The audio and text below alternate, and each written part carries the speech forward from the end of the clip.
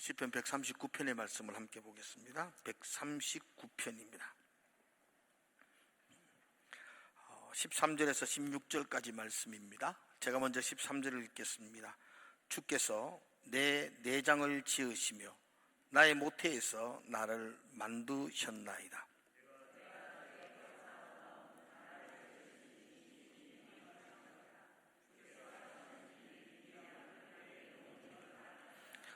내가 은밀한 데서 지음을 받고 땅의 깊은 곳에서 기이하게 지음을 받은 때에 나의 형체가 주의 앞에 숨겨지지 못하였나이다. 주의 눈이 보이셨소.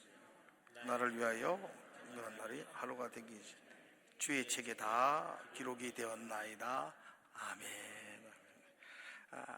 옆에 분들에게 한번 인사합시다. 사랑합니다. 그렇게 인사합시다. 하나님에게 한번 고백하겠습니다. 오늘도 눈으로 예배하겠습니다. 눈으로 예배하겠습니다. 예배는 기쁨입니다. 하나님이 우리에게 주시는 기쁨의 시간이 예배의 시간입니다. 오늘 이 예배 시간이 저에게도 그렇고 여러분에게도 기쁨이 되기를 축복합니다. 막 지루하고 억지로 그런 시간이 아니고 정말 하나님 안에서 기쁨이 되는 시간. 뭐 얼마나 많이 모였느냐는 중요하지 않습니다. 내 한 사람 한 사람 기쁨으로 예배하는 사람이 모였을 때에 하나님이 그 전심의 예배를 축복하실 줄로 믿습니다. 한번 따라합시다. 예배가 기쁨입니다. 예배가 기쁨입니다. 아멘. 우리가 길을 가다가도 내가 이 길을 바로 가고 있나, 지금 어디로 가고 있나, 잘 가고 있나 한 번쯤은 생각해야 되거든요. 설교도 마찬가지입니다. 지금 뭐 하고 있나, 어떤 설교가 진행되고 있는가 한 번쯤은 돌아봐서 점검해 봐야 됩니다. 2026년도는 우리 주일학교 아이들과 함께 세계관에 대해서 함께 말씀을 계속해서 나누고 있어요. 세계관, 세상을 보는 관점이라 그러죠. 그래서 사람 각자마다 안경을 하나 쓰고 있습니다. 세상을 보는 자기 나름대로의 안경을 쓰고 있습니다. 그 안경은 내가 그동안 경험했고, 내가 그동안 배웠고, 내가 익혔고, 내게서 축적된 나의 안경, 내만의 안경. 그래서 같은 사건을 보더라도 오른쪽으로 보는 사람이 있고 왼쪽으로 보는 분이 있습니다. 각각 다른 가치관과 관점을 가지고 문제와 세상을 본다는 거죠. 근데 우리는 예수 믿는 사람이잖아요. 그래서 이 성경이 어떻게 말씀하느냐에 따라서, 그래서 성경적 관점으로 세상을 보자. 그래서 기독교적 세계관이라고 말합니다. 세상 사람들은 뭐라고 이야기하고 어떻게 평가하고 어떻게 판단하든지 간에 우리는 성경적 세계관으로 하나하나를 정의하고 바라보자. 이래서 기독교 세계관을 올 1년 동안 이렇게 살펴보고 있습니다.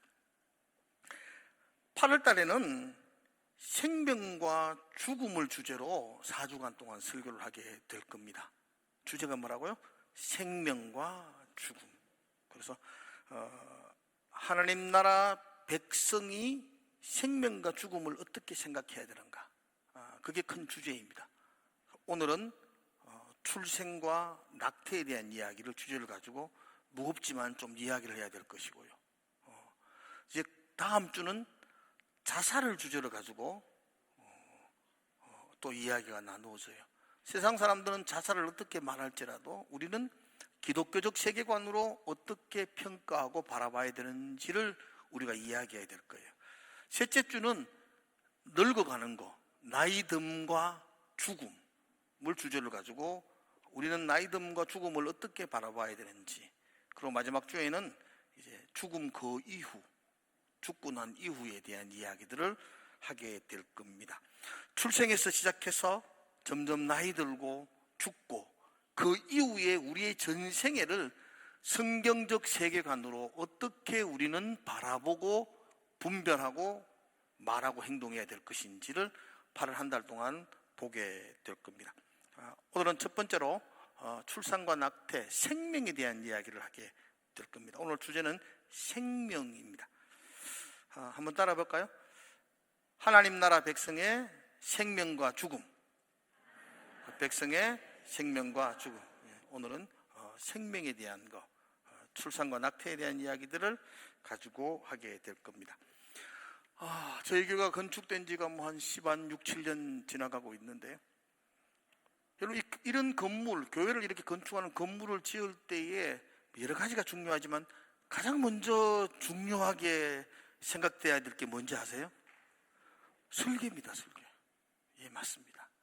그 설계도 안에는요, 벽돌이 몇 장 들어가야 되며, 철근이 얼마를 들어가야 되며, 문을 어디에 내야 되는지, 또 전선을 어떻게 깔아야 되는지, 수도관을 어떻게 연결해야 되는지, 층마다 방마다 세밀하게 기록되어 있습니다.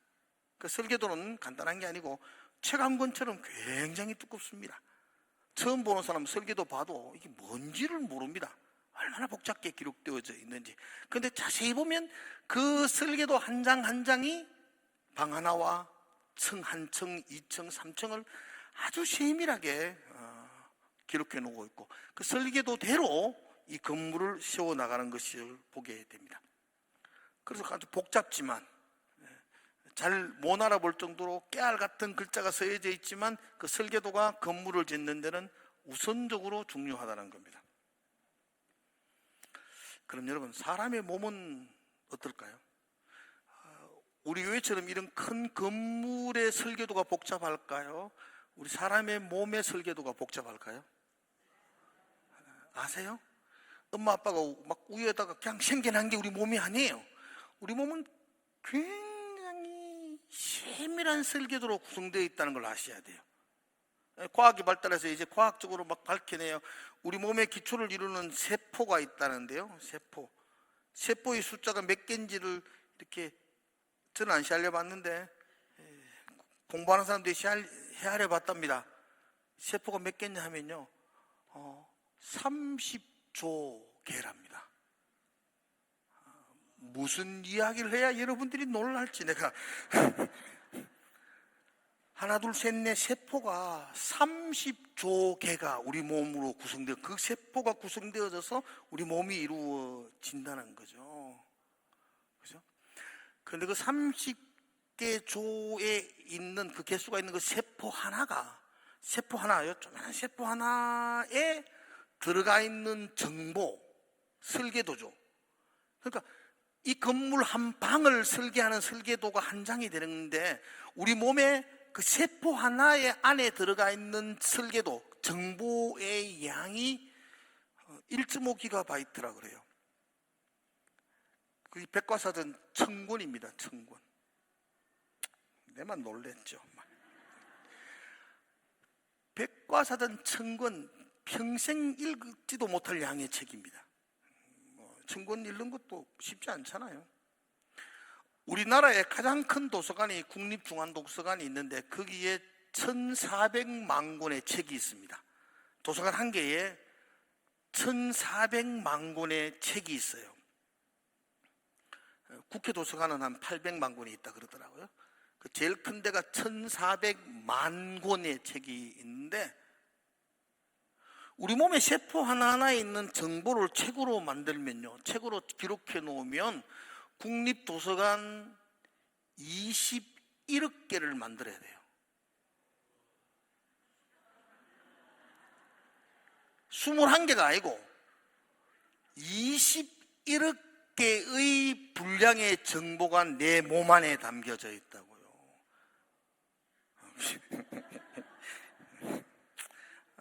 그래서 그럼 우리 몸을 신묘막측하다, 신기하고 오묘하고, 우리의 생각과 우리의 마음으로는 도저히 이해할 수 없을 정도로 복잡하고 다양하게 우리 몸이 설계되어 있습니다. 누가 설계하셨을까요? 하나님이 하셨습니다. 우연히 자연스럽게 어떻게 진화되어졌어? 여러분, 그런 말은요, 벽돌 한 10,000개를 비행기에 실어가지고 땅에 확 던졌더니만은 진량제일교회처럼 세워졌더라, 이 말과 똑같은 겁니다. 이 교회보다 더 복잡하고 다양한 우리의 몸이 그 누군가 그 창조주의 계획과 설계가 없으면 그렇게 이렇게 세워질 수가 없습니다. 그래서 오늘은 제가 우리 몸, 우리 생명의 세 가지 진리, 세 가지 사실에 대해서 시편의 말씀을 근거로 해서 여러분과 함께 이 생명이 어떤 귀한 비밀을 담고 있는지를 함께 이야기하려고 합니다. 첫 번째, 오늘 생명에 관한 첫 번째 진실은요, 첫 번째, 한번 따라 합시다. 생명은 하나님이 창조하셨습니다. 우연이 아닙니다. 하나님이 창조하셨습니다. 13절의 말씀을 여러분 한번 볼까요? 같이 한번 읽읍시다. 13절 시작. 주께서 내 내장을 지으시며 나의 모태에서 나를 만드셨다. 주께서 지으셨고 주께서 만드셨다고 말해요. 성경 원어로 지었다, 만들었다, 이 말은 어린아이들이 찰흙을 대충 주물럭주물럭 끓여가지고 뭐 만들었다 그런 뜻이 아니고요. 옛날에 한때 유행했죠. 이태리 장인이 한 땀 한 땀 수놓아서 만든 거라고요. 그게 만드셨다, 지으셨다라는 의미예요. 누가? 하나님이 우리 한 사람 한 사람을 한 땀 한 땀 만드셨다고 말해요.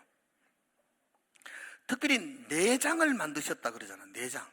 내장은 우리 안에 있는 간, 허파, 설계 이런데 좀 표현이 좀 이상하지 않습니까? 하나님이 네 내장 만들었어. 이렇게 하면 좀 이상하거든. 그런데 내장을 만들었다는 말의 뜻은요, 이 히브리인들이 시적인 표현이에요. 내장을 만들었다는 것은 너의 보이는 부분, 눈과 코뿐 아니고 보이지 않는 너의 전부, 네 속 사람까지도. 어쩌면 이게 너의 성품, 재능, 감정, 생각, 다른 사람과 다른 개성, 이런 세밀한 부분까지도 하나님이 창조하셨다라는 말이 내장을 만드셨다라는 뜻이에요. 하나님이 우리의 외형이 아니고 우리의 속사람까지도 하나님이 한 땀 한 땀 창조하셨고 지으셨다라고 성경이 우리에게 말씀하고 있습니다. 하나님 우리를 창조하셨습니다. 믿으십니까? 하나님이 우리를 창조하셨다는 걸 믿는다면 우리의 소유권은 하나님에게 있습니다. 내 삶은 내 것이 아니고 하나님의 것이고, 그렇죠? 내 모든 것은 부모님의 것이 아니고요, 내 인생도 나의 것도 아니고요, 내 인생의 소유권, 내 삶의 소유권은 하나님에게 있습니다. 오늘 찬양하셨죠? 내 삶은 주의 것, 내 삶은 주의 것, 온전한 신뢰를 주께 드리네. 보이지 않아도 믿음으로 걷네. 주 영광 바라보며 주만 따라. 한번 같이 해볼까요? 시작. 내 삶은 주의 것, 내 삶은 주의 것, 온전한 신뢰를 주께 드리네. 보이지 않아도 믿음으로 걷네. 주 영광 바라보며 주만 따라. 아멘. 내 삶이 주의 것이고 나는 그 영광 바라보고 주만 따라가겠습니다. 이 고백이 여러분들에게 부담이 아니었으면 좋겠어요. 내 삶이 주의 것이라는 말이 부담이 아니라 축복으로 여러분들이 받으시기를 바라요. 내 삶이 주의 것이니까 주님이 붙들어 주실 겁니다. 내 삶이 주의 것이니까 주님이 품 안에 안아 주실 것입니다. 내 삶이 주의 것이니까 주님이 손잡고 함께 동행해 주실 것입니다. 그러면 내가 주의 것이요, 주님이 나를 창조하셨다는 사실은 우리에게는 그 무엇과도 비교할 수 없는 축복의 선언입니다. 생명에 관한 첫 번째 진리는 하나님이 우리 생명을 창조하셨습니다. 두 번째 진리가 있습니다. 두 번째 진리는 한마디 더 따라해 봅시다. 같이 따라해 봅시다. 시작. 하나님은 나를 제품이 아니라 작품으로 창조하셨습니다. 아멘이세요? 아멘. 14절 내가 주께 감사하오면 나를 지으심이 심히 기묘하심이라. 주께서 하시는 일이 기이함을 내 영혼이 잘 아나이다 그랬어요. 하나님이 우리를 심히 기묘하게 창조하셨다. 여기에 기묘하다는 말은 이상하게 만들었다 그런 뜻이 아니에요. 두려움이 느껴질 정도로, 경외감이 느껴질 정도로 우리를 신비하고 묘하게 창조하셨다는 겁니다. 어떤 자연 만물 웅장한 거 보면은 막 경외감이 느껴질 때가 있잖아요. 하나님이 우리를 그렇게 기묘하게 창조하셨다라고 말씀합니다. 우리는 우리 몸을 너무 익숙하게 사용하기 때문에 우리 몸이 얼마나 신비로운지를 잘 몰라요. 손 한번 이렇게 해보세요. 이렇게 한번 구부려 보세요. 구부러지세요. 이게 놀라운 신비래요. 컴퓨터 공학을 전공하는 사람은 컴퓨터 손가락 꼬부리 이거 하나 하려고 평생을 바친다 그러더라고요. 우리는 자연스럽게 꼬부라져요. 이게 이렇게 똑똑똑 거리지 않고 자연히 구부러지는 거, 이게 놀라운 신비예요. 뭐 이물질에 들어가지 않도록 눈이 깜빡깜빡 거리는 것도 이게 얼마나 신비로운 거예요. 저는 목사가 되가 제일 신비로운 건요, 설교만 시작하면 눈 감는 분이 있어요. 정말 신비로워요. 근데 말씀의 결론을 맺혀서 눈 딱 떠요. 이야, 이게 하나님이 신비롭게 창조하신 것 같아요. 아무튼 우리의 심장이 뛰는지는 모르잖아요. 우리는 심장이 뛰는 게 느껴지면은 이제 병원 가봐야 돼요. 숨 쉬는 것들도 우리가 숨 쉬어야지 얘가 숨쉬게 되면은 이제 진찰 받으셔야 돼요. 심장 아무런 느낌이 없는데 계속 쉬게 되고 뛰게 되는 이런 놀라운 신비. 그죠? 하나님이 우리를 신비롭게 창조하셨어요. 우리는 그래서 공장에서 찍어내는 제품이 아니라 하나님의 작품이라는 거죠. 제품은 정해진 규격이 있습니다. 정해진 규격과 다르게 만들어내면 불량품이라 그래요. 그렇지 않나요? 제품은 다르면 불량품입니다. 그 제품은 사용하다 보면 가치가 떨어지기도 하고요, 새 것으로 교체해야 하기도 합니다. 사람들은, 인간도, 우리도 제품으로 취급합니다.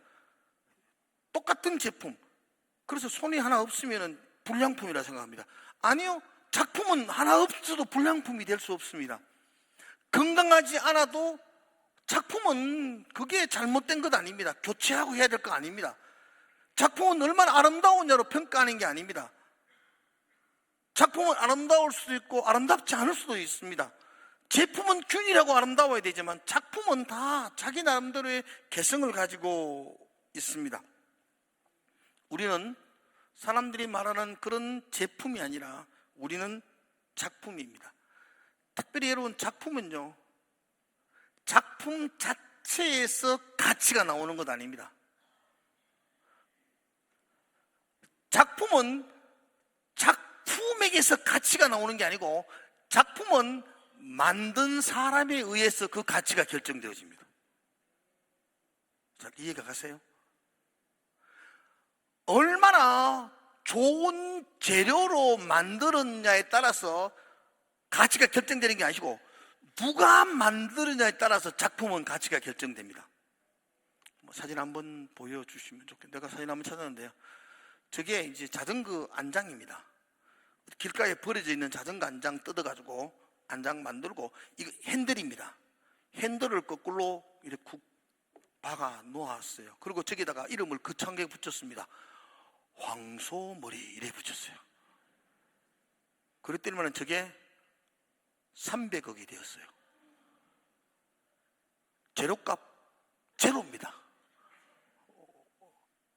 돈 하나도 안 들었어요. 근데 저게 300억입니다. 혹시 여러분 중에 저거 한 3만 원에 나는 살 자신 있다, 혹시 손 한번 들어. 3만 원짜리, 3만 원에 난 저거 사겠다, 한번 들어보실래요? 에라이, 3천 원에 그럼 사겠다. 3천 원도 안 삽니까? 근데 저게 300억의 경매가 되었고 지금은 가치가 측정할 수가 없어서 그냥 박물관에 보관되어 있습니다. 뭐 때문이죠? 피카소가 만들었거든요. 제가 만들었으면 3,000원짜리인데 피카소가 만드니까 저게 300억이 되었습니다. 저걸 작품이라 그럽니다. 작품은 그 작품에서 가치가 나오는 것이 아니고 그 작품은 만든 이에 의해서 작품의 가치가 결정되어집니다. 우리는 누가 만들었다고요? 예. 그러므로 여러분의 가치는요, 어마어마합니다. 얼마짜리일까요? 어마어마한 짜리입니다. 누구요? 어마어마하신 분이 만든 작품이 우리거든요. 잘 믿어지지도 않으신 것. 옆에 분들 하셔서 어마어마하십니다 가시죠. 한번 예를 들어 볼게요. 이건 우리가 이제 교회 주보입니다. 우리 복사기로 확 찍어냅니다. 근데 이게 만약 그렇게 찍어내는 제품이 아니고 이게 피카소가 그린 그림이라고 생각해 보세요. 오늘 피카소 이야기하니까 피카소 그림 한 장에 3천억 합니다. 3천억이 갑니다. 이게 피카소가 그렸습니다. 그럼 이 그림의 가치는 얼마라고요? 이게 3천억 하는 그림입니다. 그죠? 만약 제가 이거 그림 보면서 야 괜찮네 잘 그렸네 그 커피 한잔 하다가 커피를 쏟아붓어요. 커피 얼룩이 확 졌어요. 그러면 커피 쏟았네 에이 이거 구겨서 버릴 것 같아요. 이게 얼마짜린데요? 이거 커피 쏟으면 구겨서 안 버립니다. 전문가 불러가지고 복원시킵니다. 아주 세밀하게 커피 얼룩을 다 빼는 아주 고된 작업일 수 있지만 그렇게 해서 그 작품을 보존합니다.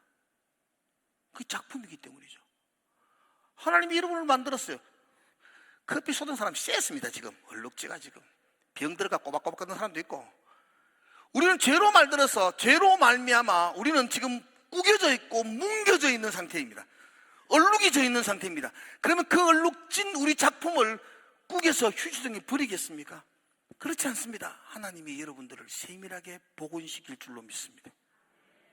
하나님의 작품이기에 하나님이 세밀하게 원형을 유지하도록 하나님이 보기에 심히 좋았더라 라고 말씀할 정도의 작품으로 우리를 다시 회복시켜 주실 줄로 믿습니다. 우리가 작품이기 때문입니다. 한번 따라 합시다. 우리는 제품이 아닙니다. 작품입니다. 얼룩은 있습니다. 얼룩은 있습니다. 그러나 하나님께서 복원시켜 주실 것입니다.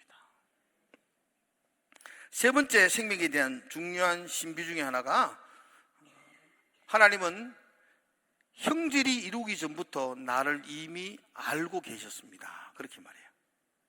한번 따라 합시다. 형질이 이루기 전부터 나를 알고 계셨습니다. 여기 15절과 16절에 보면 이렇게 되어 있죠. 내가 은밀한 데서 지음을 받고 땅의 깊은 곳에서 기이하게 지음을 받을 때 은밀한 곳, 땅의 깊은 곳 아무도 볼 수 없는 그곳에서 내가 지음을 받았다는 것입니다. 아무도 간섭하지 않는 그곳에서 하나님이 나를 지으셨다는 겁니다. 그리고는 이렇게 말합니다. 내 형질이 이루어지게 돼. 형질이라는 말은 어떤 형태입니다. 어떤 모양과 형태가 이루어지네. 내 태 속에서 내 눈과 코가 이루어지고 내 손과 발이 나오고 형태가 이루어지기 전에 하나님은 미리 나를 아셨다고 말해요.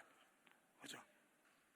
그러므로 성경은 어머니 배송에서 착상이 되고 수정이 되었을 때부터 생명이라고 말해요.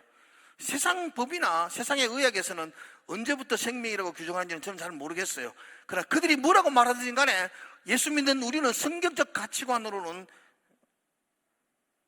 태아의 귀한 생명으로 인정하는 거예요. 우리나라 법은 의사와 산모가 합의를 하면 낙태를 해도 처벌을 받지 않는 게 법으로 통과되었다 그러더라고. 예, 뭐 법으로는 괜찮을 겁니다. 그러나 우리 기독교적 세계관은, 성경적 세계관은 형질이 형성되기도 전에 하나님이 미리 아셨다고 말해요. 그 에레미야서 1장 5절에 이렇게 말하죠. 내가 너를 모태에 짓기 전에 너를 알았고, 모태에서 짓기 전에 벌써 하나님은 그 생명을 알았고 배에서 나오기 전에 너를 성별하였다라고 그렇게 선언합니다. 그래서 우리는 어머니 태아의 배 속에 있을 때부터 우리는 존귀한 생명, 보호해야 되는 생명, 귀중한 생명이라고 우리는 선언하고 있습니다. 비록 내가 계획하지 않았던 임신이랄지라도, 비록 내가 원하지 않는 임신이랄지라도, 성경은 자식은 여호와께 주신 기업이요 태의 열매는 그의 상급이라고 시편에서 분명히 이야기해요. 자식은 부담이 아니고 짐이 아니고 우리의 기업이요 우리의 상급이요 축복이라고 성경은 이야기하고 있어요. 저는 장애를 가진 자녀를 키우지 않아서 그분들의 마음과 아픔을 이해할 수 없습니다. 그분들에게 잘 키우십시오라고 말하는 것도 저는 죄송스럽습니다. 그러나 성경은 그 장애를 가지고 있다 할지라도 하나님의 귀한 작품이라고 이야기합니다. 내 마음대로 그 생명을 지우고 없앨 수 없다고 말합니다. 한국 보건사회연구원에서 조사를 했더니만은 지금도 작년에도 하루에 한 100여 명 정도의 낙태 수술이 이루어진다고 말해요. 그렇죠? 그러니까 우리나라도 아주 많은, 그건 이렇게 정확한 조사가 아니고 그냥 표면적 조사를 했는데도 그렇게 이루어진다고 이야기하니까 아마도 정확한 조사는 더 많이 이루어지지 않나라는 생각을 가진다고 해요. 원치 않는 임신이 될 수도 있고 또 계획하지 않는 임신이 될 수도 있지만, 세상 사람들은 어떻게 평가할지 모르지만 죄송하지만 성경은 그것을 생명이라고 이야기합니다. 조금 장애가 있다 할지라도 그 생명 가운데 하나님의 귀한 계획과 섭리가 있다는 걸 우리가 인정하는 것, 그게 기독교적 세계관입니다. 제가 한 15년 전인가 16년 전인가 그 정도 전에 제가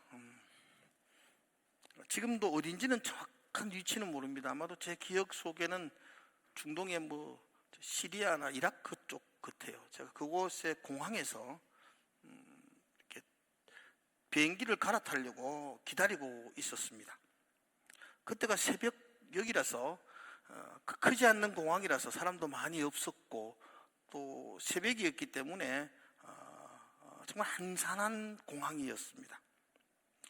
그러다 제가 눈을 좀 떴는데 제 앞부분 한 20, 30m 앞에서 누가 한 사람이 이렇게 지나갔어요. 전동 휠체어를 타고 지나갔는데 너무 귀한 분이셨어요. 그분이 닉 부이치치였어요. 당시 제가 그 닉 부이치치의 허그라는 책을 읽고 많이 감동을 받았던 때라서 너무 반가워서 뛰어갔더랬습니다. 그 닉 부이치치는 1982년도에 호주에서 출생했습니다. 태어날 때부터 양팔이 자라지 않았어요. 선천적으로 양팔과 양다리가 형성되지 않은, 팔과 다리가 없는 모습으로 태어났습니다. 사진이 있는데요. 한번 볼까요? 지금 사진이 잘 보이시는지 모르겠습니다. 다리가 사실 없어요. 그리고 두 팔도 다 없는 상태로. 부모가 얼마나 놀랐겠습니까? 의사들이 얼마나 놀랐겠습니까? 그죠? 닉이 자랐습니다. 학교에 갔습니다. 학교에서는 아이들에게 얼마나 멸시를 받고 따돌림을 당했는지 모릅니다. 이 닉 부이치치는 수없이 기도했다고 합니다. 하나님, 저에게도 팔과 다리를 주십시오. 지금이라도 하나님 좀 팔과 다리가 자라게 해 주십시오 라고 기도했습니다. 그러나 그렇게 많이 기도해도 변화가 없었습니다. 그 어린 닉은 자신이 가족들에게 짐이 되었다, 짐덩어리라고 생각했었습니다. 그래서 10살 때쯤에는 생명을 끊어서 부모에게 가볍게 해주려고 생명을 끊으려고 노력했지만 팔과 다리가 없는 저 몸으로 생명을 끊는 자살을 하는 것도 쉽지 않았다고 말합니다. 그러다가 그가 15살 때에 요한복음 9장을 읽습니다. 요한복음 9장에 이런 구절이 나오거든요. 예수님과 제 아들이 길을 걸어가고 있는데 날 때부터 앞을 보지 못하는 맹인이 있었어요. 제 아들이 물었습니다. 선생님, 저 맹인은 누구 잘못 때문에 저렇게 앞을 보지 못합니까? 부모의 잘못 때문입니까? 부모 잘못이라면 부모 잘못 때문에 자녀가 평생 앞을 보지 못한데도 그것도 굉장히 불합리한 이야기잖아요. 부모 잘못입니까? 아니면 저 아이의 잘못입니까? 태어날 때부터 앞을 보지 못했는데 뭐 태어나기도 전에 무슨 큰 죄를 지어가지고 눈을 보지 못하게 합니까? 저 맹인은 누구의 잘못입니까? 라고 묻습니다. 그때 예수님이 제 아들에게 이렇게 이야기합니다. 이 사람이나 그 부모의 잘못 때문에 그런 게 아니요, 그에게서 하나님이 하시는 일을 나타내기 위함이다 그랬습니다. 이 말에 큰 은혜를 받습니다. 앞을 보지 못하는 저 맹인에게도 하나님이 하실 일, 하나님의 계획, 하나님의 목적이 그에게도 있구나. 손과 발이 없는 맹인에게도 하나님의 계획이 있고 목적이 있다면 나에게도 하나님의 계획이 있을 거야. 하나님의 목적이 있다. 그날 이후로 닉의 팔과 다리가 변화가 있고 자라난 건 아니었습니다. 그런데 닉이 자기 자신을 보는 눈이 달라졌습니다. 그 전까지는 쓸모없는 자, 장애를 가진 자, 짐덩어리라는 생각을 가졌습니다. 그런데 그가 요한복음 9장을 보고 난 다음부터 하나님의 일, 하나님의 계획이 있는 몸이라고 자신을 보기 시작합니다. 지금은 그 닉이 지금까지 87개국에서 3,500번 저렇게 사람들을 모아놓고 강연을 하고 소망을 주고 복음을 전하는 일에 쓰임받고 있다고 합니다.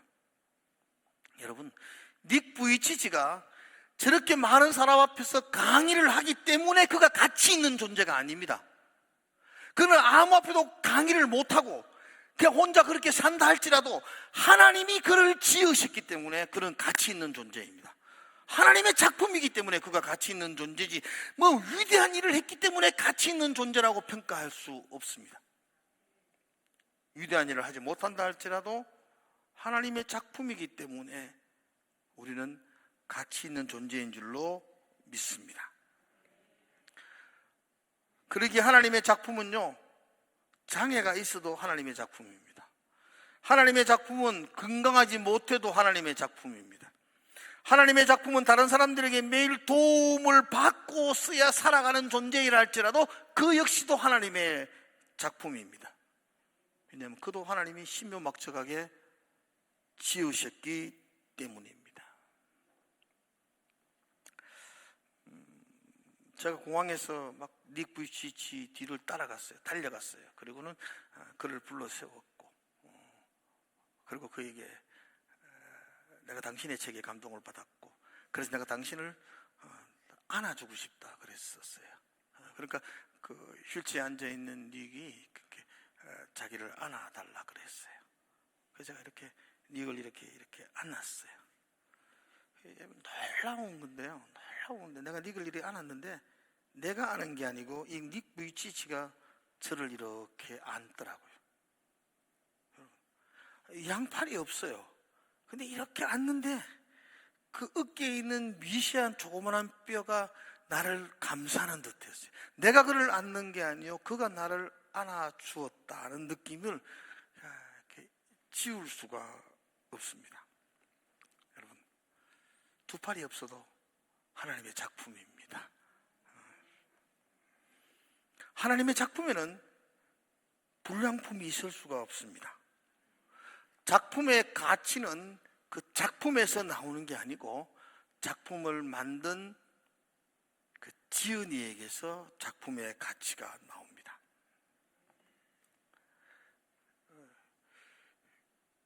오늘 말씀을 통해서 여러분들이 한번 여러분의 자신들 돌아보고 우리 자녀들도 돌아봤으면 좋겠습니다. 하나님의 계획이 있습니다. 하나님은 신묘하게 다 우리 모두를 창조하셨습니다. 건물에 설계도가 있는 것처럼 우리의 생명도 하나님의 세밀한 설계도가 있습니다. 건물에는 건축가의 생각과 계획이 담겨 있는 것처럼 우리의 생명에도 설계하신 하나님의 계획과 하나님의 마음이 담겨져 있습니다. 우연히 막 샀다가 보니까 이런 건물이 만들어졌다, 그런 경우는 없습니다. 우연히 생겨난 것 아닙니다. 우리 한 사람 한 사람에게 하나님의 철저한, 하나님의 세밀한 계획이 있습니다. 시편의 시인은 이렇게 말합니다. 주께서 내 장을 지으셨나이다. 나를 모태에서부터 주님이 만드셨나이다. 주님이 나를 지으심이 심히 기묘합니다. 내 형질이 이루기 전에 주님이 나를 아셨습니다. 그래서 우리는 우리 자신을 향하여 세상 사람들이 어떻게 평가하든지 간에, 세상 사람들은 우리를 어떻게 판단하든지 간에 우리는 우리 자신을 향하여 그냥 자신 있게 외쳐야 됩니다. 한번 여러분 같이 외쳐봅시다. 나는 불량품이 아닙니다. 한 번 더, 나는 불량품이 아닙니다. 나는 하나님의 형상으로 창조되었습니다. 나는 존귀한 자입니다. 나는 공장에서 찍어낸 제품이 아닙니다. 난 하나님의 손으로 지은 작품입니다. 나에게는 하나님의 놀라운 계획이 있습니다. 아멘이세요? 기도합시다. 하나님 아버지,